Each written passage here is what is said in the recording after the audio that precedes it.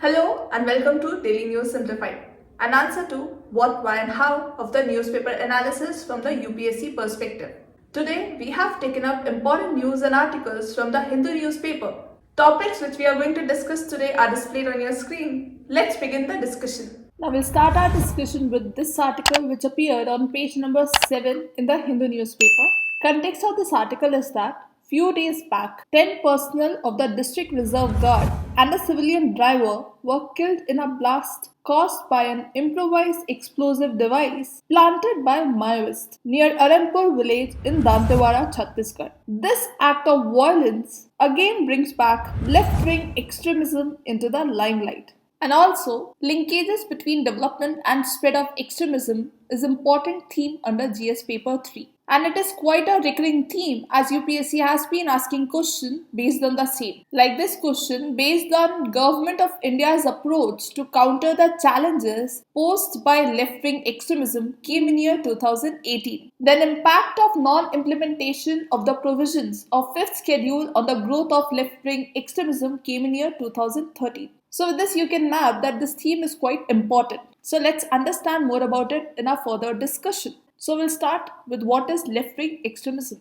Left-wing extremism as perhaps the gravest internal threat facing India. And these are the words of then Prime Minister Manmohan Singh. According to the data provided by Ministry of Home Affairs in Lok Sabha, left-wing extremism violence has decreased from 2,258 cases in 2009 to 509 in year 2021. However, the deaths of security force personnel due to the Maoist violence have more than doubled in Chhattisgarh in the past 3 years. It underscores the importance of this issue. Now let's understand what is left-wing extremism. Basically, it aims to overthrow the existing democratic state structure with violence as their primary weapon and mass mobilization and strategic united fronts as complementary components. They plan to usher in so-called new democratic revolution in India. And you should remember that it is the single internal security threat that affects the largest number of states in India. Left-wing extremism is in existence right from India's independence. But it became prominent in year 1967 under the name of Naxalism. So now let's understand the origin of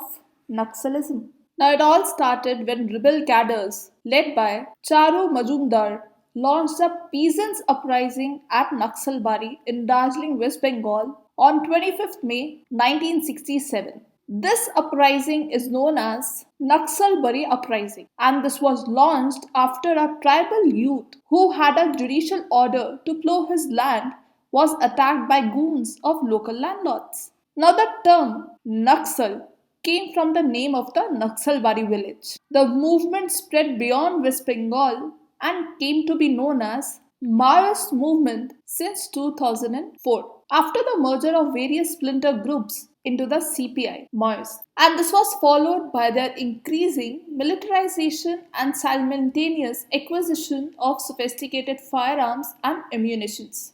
Now, before looking into the causes of left-wing extremism, let's look into the affected areas. So, Naxalites operate in what is known as Red Corridor, that is 106 districts across 10 states in India, mainly in the state of Odisha, Chhattisgarh, Jharkhand, Bihar, Andhra Pradesh, Madhya Pradesh, Maharashtra, and West Bengal. So, in this map, you can see affected areas. Now, let's understand the causes. So first in this we'll discuss land related factors. And in this first is encroachment and occupation of government and community lands. Not only lands, even water bodies by powerful sections of society. Another factor is lack of title to public land cultivated by landless poor. Another reason is poor implementation of laws. That is prohibiting the transfer of tribal land to non-tribals in the 5th schedule areas, the non-regularization of traditional land rights. So these are the land related factors that led to left-wing extremism. Then another cause is displacement and forced evictions.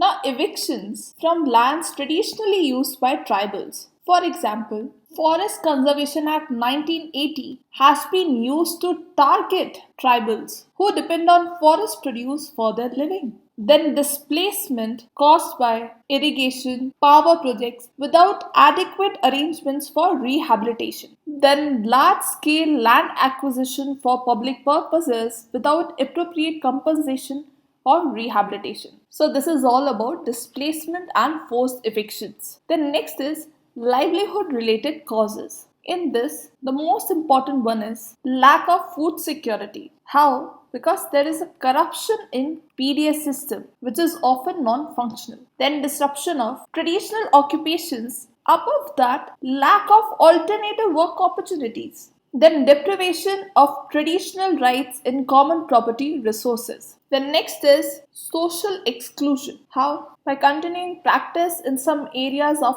untouchability in various forms. Then denial of dignity. Then poor implementation of special laws on prevention of atrocities, protection of civil rights, and the abolition of bonded labor, etc. Then last is governance related factors. In this, the first is corruption and inadequate provision or non-provision of essential public services like public health care, education, etc. Then incompetent, ill-trained and poorly motivated public personnel who are mostly absent from their place of posting. Then misuse of power by the police and violations of the norms of law. Then perversion of electoral politics and unsatisfactory working of local government institutions. So these are the governance related factors that led to left wing extremism. So these causes are most evident in forest areas, predominantly inhabited by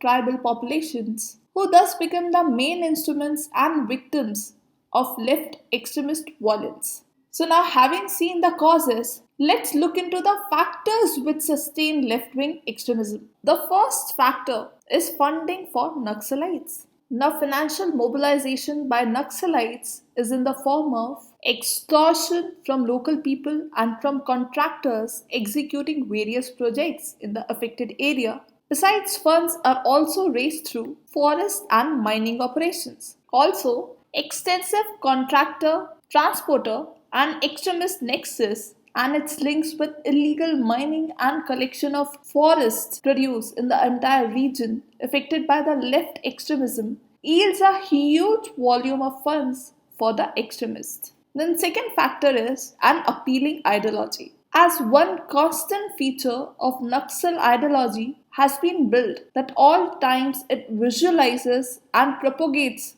that imperialism is heading towards total collapse. And this belief is the driving force of the movement. Also, this belief allows them to blame the present wrongs on the capitalist economic structure. Then another factor is organizational strength of extremist group. The systematic, institutionalized and planned manner in which the Naxals operate has been attributed to the consolidation of various factions of the left extremist groups. Then the last is continuous availability of recruits. The extremists have been able to ensure both financial and social security to the youth in the deprived regions of the country. Also, lack of employment opportunities for the youth lures them towards the Naxals. Apart from economic security, it gives them a sense of empowerment and dignity. So these are the factors which sustain left-wing extremism. So now let's look into the government's approach and action plan to curb left-wing extremism.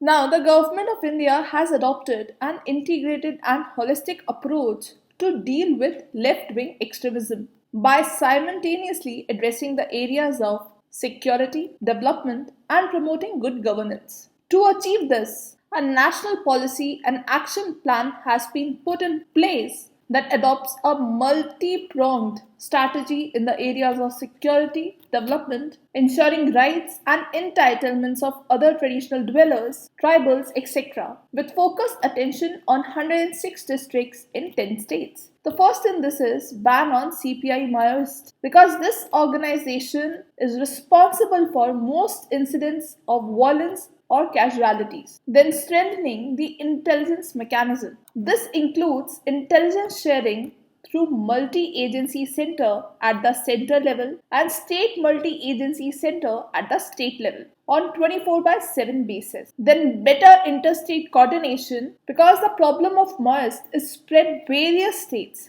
Thus, Government of India has taken a number of steps to improve interstate coordination through periodic interstate meetings and facilitating interactions between the bordering districts of left-wing extremism affected states. So, for example, together with central forces, Jharkhand launched Operation Anaconda to weed out Maoists from Saranda and succeeded in 2011. Then next is tackling the problem of improvised explosive devices, because majority of casualties incurred by the security forces are attributed to IEDs. So for this, Ministry of Home Affairs has formulated an SOP on issues related to explosive landmines in Naxal affected areas and circulated to all stakeholders. Then deployment of the centrally armed police forces and commando battalion for resolute action, that is COBRA, in the affected areas, and also raising up elite forces like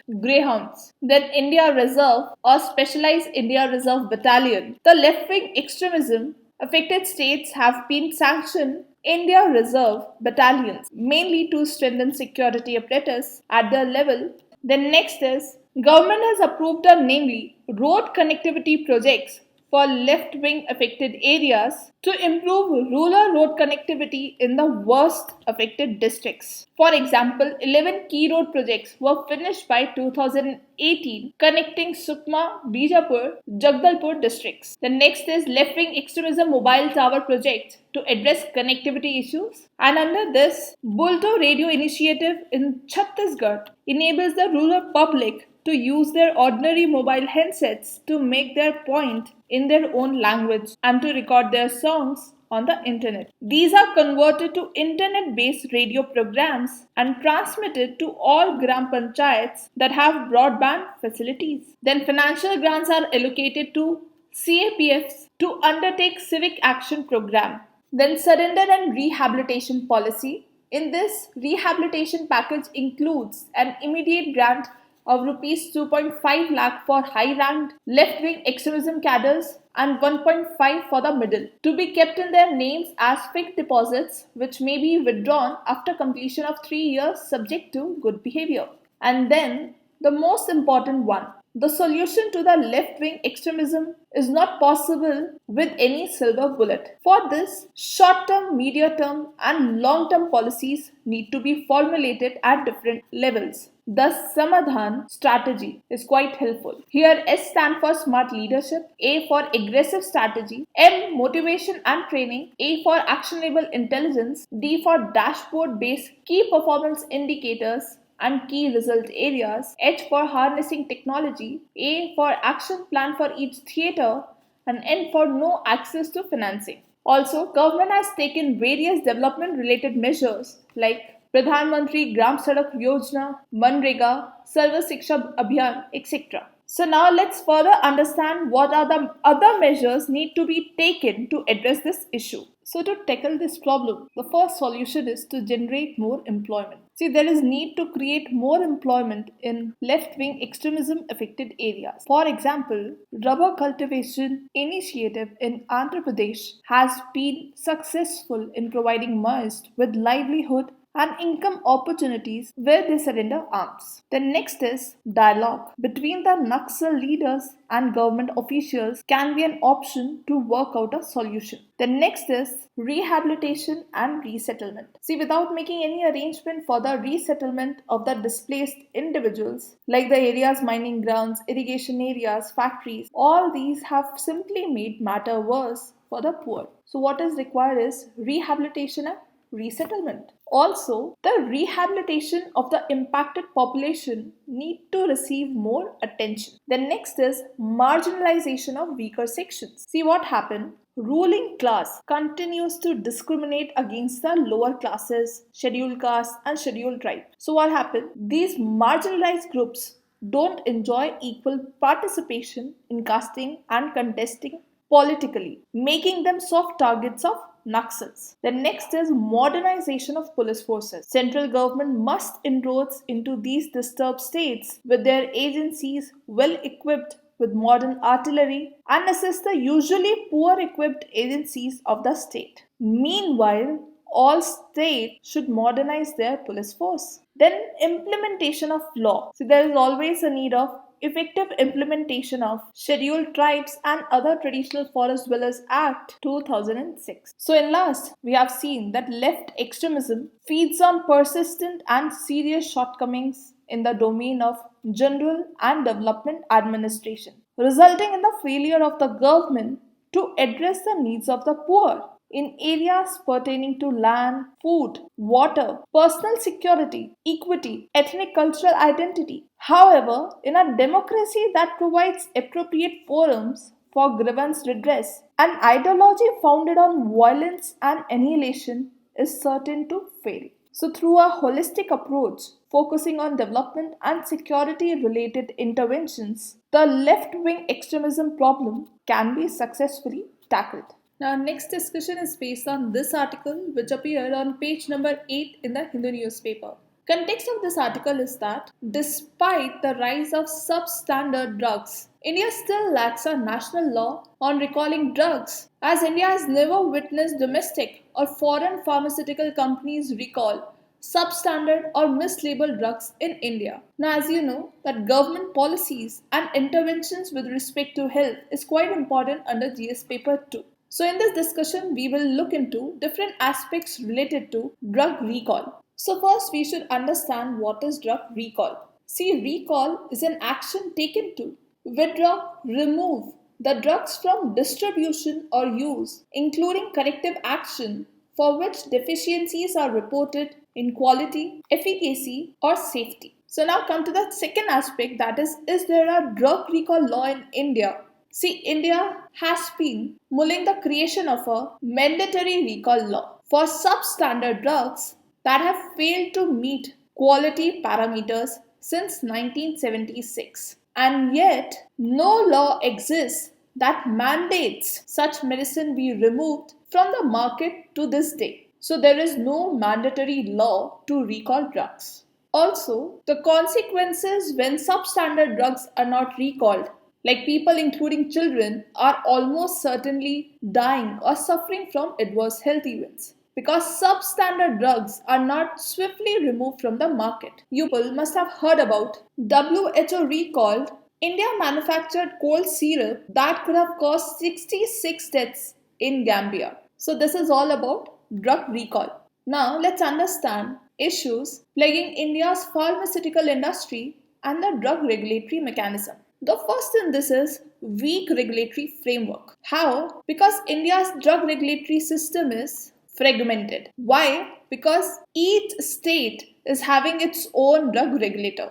Also, there are different agencies responsible for different aspects of drug regulation, such as drug approval, quality control, pricing. So what happened? This fragmentation often leads to duplication of efforts, delays and inconsistency in the regulatory process, making it difficult to ensure the safety and efficacy of drugs. The best example is that drug order to be recalled by a suppose state A drug controller in one state are sometimes found to be on sale in another state, that is state B. So next issue is lack of accountability. Now, due to lack of expertise and accountability from bureaucracy and the apathy of pharma companies, the circulation of substandard drugs in India market has been the modus operandi for decades. And the awareness in the public that such drugs can have dangerous consequences for consumers have come recently when the drug failures overseas brought attention to the issue. For example, Gambia issue, which we have recently discussed. Then next is jurisdictional issues. See, here we have seen that there are many regulators for different aspects. So obviously it will become a challenge to enforce the law. So there will be a jurisdictional issue. Then next is lack of adequate quality control measures. See, due to presence of multiple regulators, see here we have seen that how drug manufacturing sector is highly fragmented, and also large number of small and medium sized enterprises producing drugs. So many of these SMEs lack the resources and expertise to implement good manufacturing practices. So what will happen? It will result in poor quality control and the production of substandard drugs. The next is prevalence of counterfeit drugs in the market. One of the reasons is that they are often sold at lower price, making them attractive to consumers who cannot afford genuine drugs. However, intake of such drugs can be ineffective and even dangerous. Then issue of drug pricing. See, India has a complex system of drug pricing with different pricing mechanism for different categories of drug. So obviously there will be a lack of transparent and rational drug pricing system, which often leads to high prices for essential drugs and making them unaffordable for many patients. And this is one of the reasons for prevalence of counterfeit drugs in the market. Then focus on pharma industry over public health. See, government has displayed a greater interest in enabling the growth of the pharmaceutical industry than protecting public health. So these are the important issues plaguing India's pharmaceutical industry and the drug regulatory mechanism. Now, India has taken some measures to strengthen the regulatory framework for drug recall. And some of these measures include establishment of Central Drug Standard Control Organization, that is CDSCO, in 2005. CDSCO was established as the national regulatory framework for drugs in India. And CDSCO is responsible for regulating the safety, efficacy, and quality of drugs in the country. In year 2012, CDSCO proposed a draft of recall guidelines, but it did not convert into a binding law. So the proposed set of draft were just mere guidelines. Then second is Introduction of Drugs and Cosmetics Amendment Act 2008. This act provides for recall of drugs that are found to be substandard, spurious, or not of standard quality. And this act empowers CDSCO to issue directions for the recall of such drugs. Then next is setting up a drug alert system. See, CDSCO has established a drug alert system to monitor adverse reaction to drugs and take necessary action to recall drugs that pose a risk to public health. Then strengthening of quality control measures.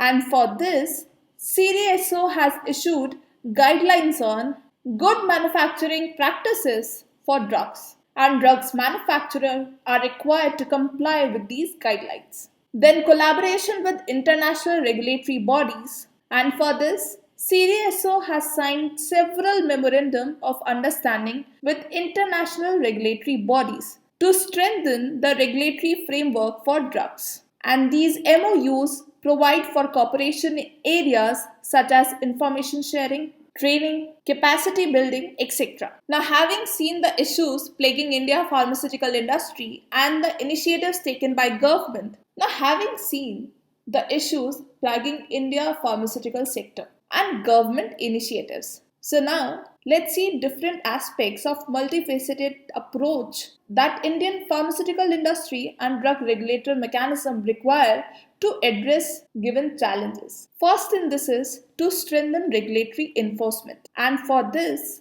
CDSCO should be strengthened to ensure that it has the resource and expertise necessary to enforce regulations effectively. And this includes increasing the number of inspectors and providing them with appropriate training and equipment. The next suggestion is centralizing regulatory process. See, to create an effective recall mechanism, the responsibility of recalling drugs has to be centralized, with one center authority wielding the legal power to hold companies liable for failures to recall drugs from across the country. And this would streamline the regulatory process, simplify drug approval, reduce duplication, and prevent issues of multiple jurisdiction in the regulatory process. The next is to formulate public health policy. So for this, central government needs to have a comprehensive and clear public health policy that prioritizes public health over profit.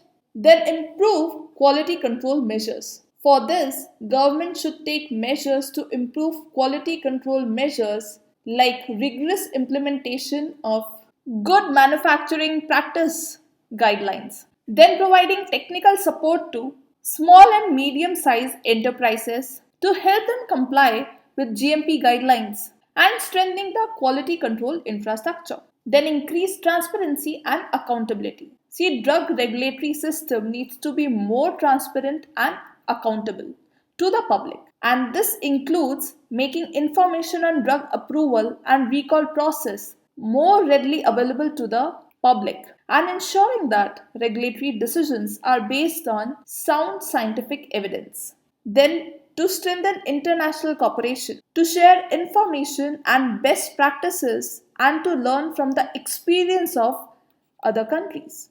Then last but not the least, to promote innovation. See, there is a need to create an environment that encourages innovation in the pharmaceutical industry.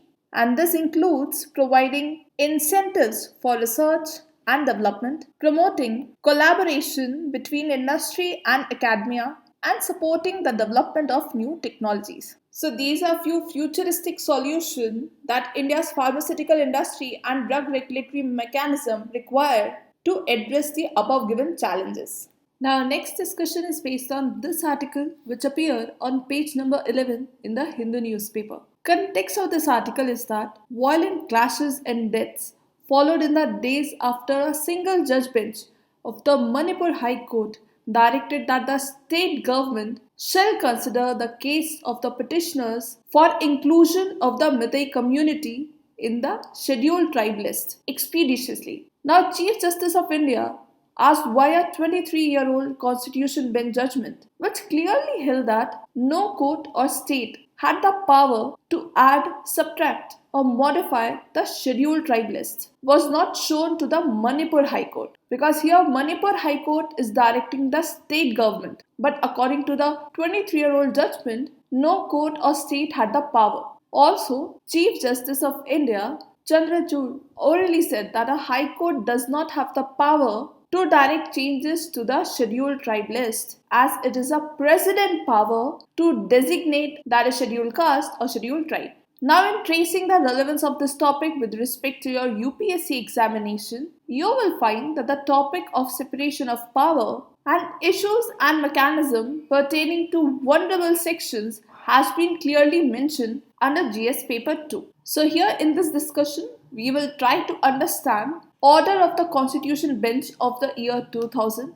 Then we'll talk about constitutional provisions that it referred to. Then we'll see the procedure to accord ST status. And we'll end our discussion with why there is need to relook into the criteria for specification of community as scheduled tribes. So let's begin our discussion. So Chief Justice of India was referring to the order of State of Maharashtra versus Milind case of the year 2000. In this, court held that it is not open to state government or courts or tribunals or any other authority to modify, amend or alter the list of scheduled tribes specified in the notification issued under Clause 1 of Article 342. Secondly, court held that a notification issued under Clause 1 of Article 342 specifying scheduled tribes can be amended only by the law to be made by the Parliament. So any notification to modify, amend or alter the list of scheduled tribes can only be made by Parliament. Also, court held that scheduled tribes order has to be read as it is, which means it is not even permissible to say that a tribe, sub-tribe, part of or group of any tribe or tribal community is synonymous to the one mentioned in Scheduled Tribes Order if they are not so specifically mentioned in it. So quote, with this order also remove the scope for vagueness in the interpretation. So these are the three essential components of this judgment. So here, since we are referring to Article 342 of the Constitution, we must quickly look into the official context to understand its significance and its content. So clause 1 here clearly highlights the power of President with respect to notification for specification of a community as scheduled tribe, whereas clause 2 defines power of Parliament with respect to inclusion and exclusion from the list of scheduled tribes. So with this, we have seen that the constitutional context is clear and precise. However, the procedure to accord the status of scheduled tribe to a community is intricate and involving several stages. So whenever representations are received in the ministry for inclusion or exclusion of any community in from the list of scheduled tribes of a state or UTs, then the ministry will forward the representation to the concerned state government or union territory for the recommendations as required under Article 342 of the Constitution. Now, if the concerned state government or UT recommend the proposal, then same is sent to the Registrar General of India. Now, RGI is satisfied with the recommendation of the state government or UTs, then he recommends the proposal to the central government. Now, central government refers the proposal to the National Commission for Scheduled Tribes for their recommendation. Now, if National Commission for Scheduled Tribes also recommends the case, the matter is processed for the decision of the Cabinet. Thereafter, the matter is put up before the Parliament in the form of a bill to amend the presidential order. So cases for inclusion or exclusion with the state government UTs or Registrar General of India or National Commission for Scheduled Tribes does not support are rejected. So on one hand, various stages ensures establishment of soundness of the material behind the proposal.